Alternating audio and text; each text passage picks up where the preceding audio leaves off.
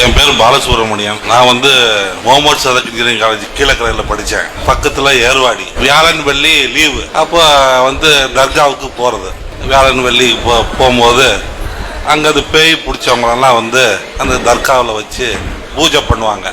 உண்மையிலேயே பேய்ங்கிறது இருக்கா, இல்லை பேய் பிடிச்சா அந்த தர்காவில் போய் பூஜை பண்ணால் சரியாக போயிடுமா, ஹாஸ்பிட்டல் போகாமல்? சகோதரர் பால சுப்பிரமணியன் அவங்க நல்ல ஒரு அருமையான ஒரு கேள்வியை கேட்டிருக்காங்க. ரொம்ப ஒரு சமூகத்திற்கு தேவையான ஒரு முக்கியமான ஒரு கேள்வியும் கூட. அவங்க முஸ்லீம்களிடத்தில் பழகி இருக்கிறாங்க, கீழக்கரையில் தான் படிச்சிருக்கிறாங்க.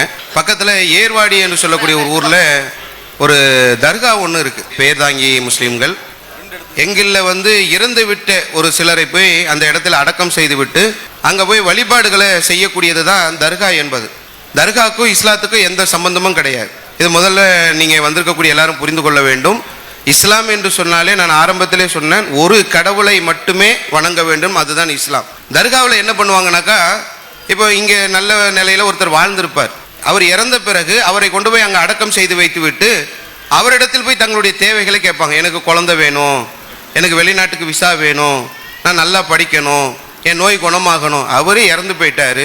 உயிரோடு இருக்கும்போது நம்ம ஏதாவது உதவி கேட்டிருந்தால் செஞ்சுருப்பாங்க. இறந்ததுக்கப்புறம் யாராலும் எதுவும் செய்ய முடியாது. அதுதான் அதில் உள்ள இயல்பான விஷயம். அதை அறியாமல் இருக்கக்கூடிய ஒரு பெயர் தாங்கி முஸ்லீம்கள் இந்த தர்கா வழிபாட்டுக்கு போகிறாங்க. சகோதரர் அவங்களும் அந்த மாதிரி வியாழன் வெள்ளிக்கிழமைகள்லாம் நாங்கள் அங்கே போயிருக்கிறோம். அப்படி போகும்போது அங்கே பேய் ஓட்டக்கூடிய ஒரு சம்பவம் ஒன்று நடக்கும். அப்படி அந்த பேய் ஓட்டுறாங்களே, அது பேய்னா என்ன, பேய் இருக்குதா, அது உண்மைதானா, அப்போ தர்காவுக்கு வந்தால் பேய் ஓட்ட முடியுமா என்று சொல்லி ஒரு அற்புதமான ஒரு கேள்வி கேட்டிருக்கிறாங்க. இது முழுக்க முழுக்க முழுக்க முழுக்க பொய்.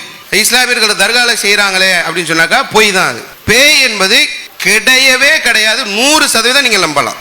நீங்கள் ஒரு சித்தாந்தத்தில் வளர்ந்துருப்பீங்க, உங்களுக்கு சின்ன வயசுலேருந்து ஒரு விஷயத்தை சொல்லி கொடுத்துருப்பாங்க, பேய் இருக்குது நாங்கள் பார்த்துருக்குறோன்னு சொல்லி நம்ம முன்னோர்கள் சொல்லியிருப்பாங்க.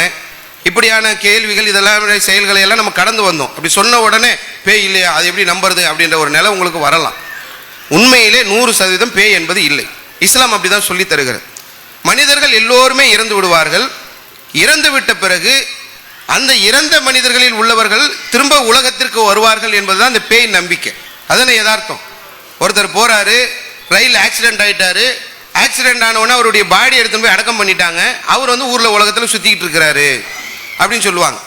இதை யார் பயன்படுத்துவார்கள் என்று சொன்னால், யார் சமூக விரோத செயல் செய்கிறாங்களோ அவங்களுக்கு தான் அது ப்ளஸ் ஆகும். இந்த மாதிரி இறந்துட்டவங்க இந்த உலகத்தில் சுற்றுறாங்க அப்படின்னும் போது அதில் நிறைய அவங்க தப்பு தண்டா பண்ணுறதுக்கு அது யூஸ்ஃபுல்லாக இருக்கும். ஒரு அம்மாவுக்கு பேய் பிடிச்சிருச்சு, பேய் பிடிச்சிட்டு என்ன பண்ணுறதுன்ட்டு எங்கெங்கேயோ கூப்பிட்டு போகிறாங்க, குணப்படுத்தணும்னு பார்க்குறாங்க, எல்லாமே செய்கிறாங்க.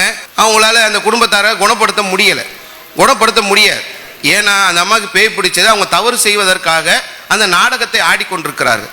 இவங்க எங்கே கூட்டு போனாலும் அதை சரி செய்ய முடியாது. இதுதான் அதில் உள்ள யதார்த்தம். சில இடங்களில் பேய் ஆடுவாங்க. நாங்கள் இந்த தர்காக்கள் எல்லாம் போய் ஆய்வு செய்ய போவோம்.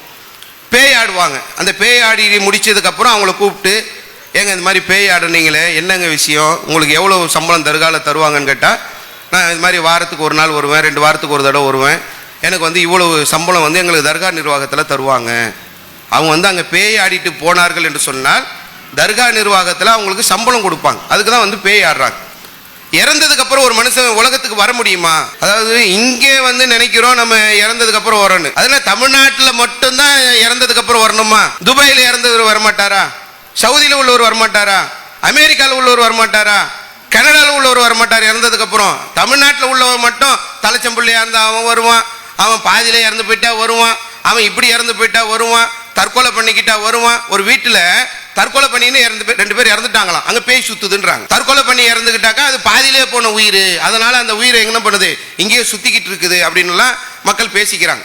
பொதுவாக இஸ்லாம் என்ன சொல்கிறது என்று சொன்னால், மனிதர்கள் இறந்த பிறகு யாராலும் இந்த உலகத்திற்கு திரும்ப வர முடியாது. அவர்களுக்கும் இந்த உலகத்திற்கும் ஒரு திரை இருக்கிறது. அந்த திரை இறைவன் போட்ட ஒரு திரை. உதாரணத்துக்கு ஒருத்தர் கொண்டு போய் ஜெயிலில் போட்டாங்க, அரசாங்கம் ஜெயிலில் போட்டுச்சு. அவர் வெளியே வர முடியுமா? வெளியே வர முடியும். கவர்மெண்ட்ல அவர் முறையிட்டு வெளியே வரலாம். இறைவனிடத்தில் ஏமாற்றி விட்டு ஒரு நாள் வெளியே வரவே முடியாது. 100% நாங்கள் சொல்றோம், பேய் என்பது கிடையவே கிடையாது. இறந்து விட்டவரை 2 பார்ட்டா பிரிக்குது இஸ்லாம். ஒருத்தர் நல்லவர், ஒருத்தர் கெட்டவர். நல்லவராக இருந்தார் என்று சொன்னால் அவர் மறுமை நாளில் மக்கள் எல்லாம் எழுப்பப்படுகின்ற அந்த நாள் வரைக்கும் புது மாப்பிள்ளை மாதிரி தூங்கிட்டு இருப்பாரு. புது மாப்பிள்ளை தூக்கினாக்க ரொம்ப டயர்டாக தூங்குவோம்ல, இந்த மாதிரி ஒரு நல்ல அடியார் புது மாப்பிள்ளை மாதிரி தூங்குவார். ஒரு கெட்டவராக இருந்தார் என்று சொன்னால் அவருக்கு செய்த அந்த தவறுகளுக்கு ஏற்ப தண்டனை வழங்கப்பட்டு கொண்டிருக்கும். இதுதான் இஸ்லாம் சொல்லக்கூடிய அடிப்படை. எங்க தண்டனை வழங்கப்படுது? இறைவன் புறத்துல. அங்கிருந்து தப்பிச்சு வர முடியுமா? தப்பிச்சு வரவே முடியாது. பேய் என்று சொல்லி ஒருத்தர் சொல்றாங்கன்னு சொன்னா அவங்க யாராக இருப்பார்கள் என்று சொன்னால், ஆரம்ப காலங்களில் பேய் நடமாட்டம் இருக்குன்னு சொல்லுவான். அங்க போய் பார்த்தோம்னு சொன்னா சாராயம் காய்ச்சிட்டு இருப்பான். பேய் நடமாட்டம்னு சொன்னா யாரும் ஊர் மக்கள் அந்த பக்கம் வரமாட்டான் உடனே என்ன பண்றது? அந்த இடத்த வந்து சமூக விரோத செயல்களுக்கு அதை நம்ம பயன்படுத்தலாம் அப்படின்னு சொல்லி அங்க சாராயம் காய்ச்சக்கூடிய வேலைகள் இருந்தது.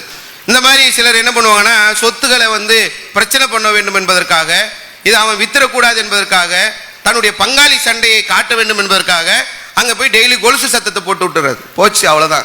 அந்த வீட்டு பக்கம் எவனுமே போக மாட்டான். ஐயோ கொலுசு மோகினி நடமாட்டோம் அப்படின்ட்டுருவாங்க.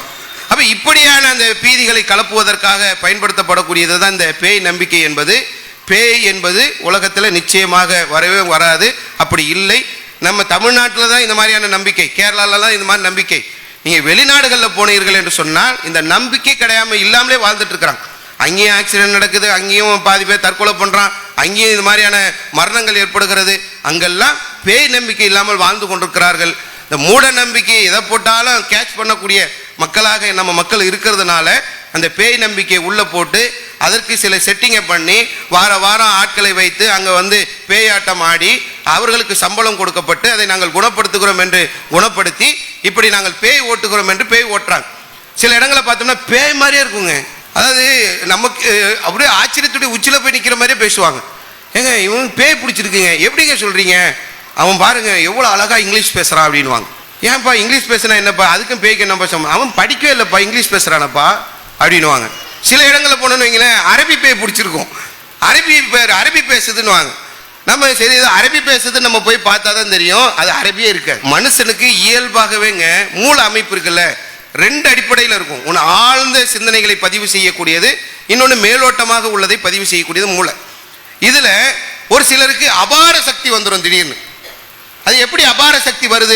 நாங்க 4 பேர் பிடிச்சோம், 4 பேரையும் தள்ளுறானே, அப்ப அவங்ககிட்ட ஒரு பேய் சக்தி இருக்குது தானே அப்படின்வாங்க.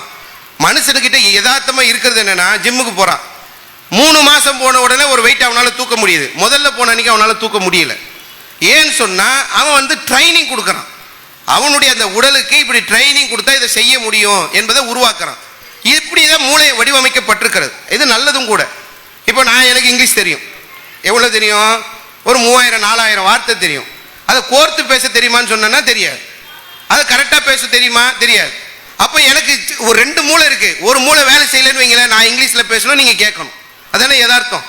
ஒரு மூளை என்ன பண்ணும்? வந்திருக்கிறவங்க எல்லாம் படிச்சவங்க இருப்பாங்க, எல்லாம் பார்த்தா நல்ல பண்புள்ளவங்க மக்களா இருக்கிறாங்க, இங்க போய் நீ லூசுத்தனமா பேசாதன்னு ஒரு மூளை சொல்றதுனால அதை பேசாம நம்ம எல்லோருக்கும் ஏற்ற மாதிரி நான் பேசுறேன். இதுதான் யதார்த்தம். அதே மாதிரி அந்த மேல இருந்து குதிப்பான், 2வது மாடியில இருந்து கீழே குதிப்பான், கீழே குதிச்சு அப்படியே எழுந்திரிச்சு போவான்.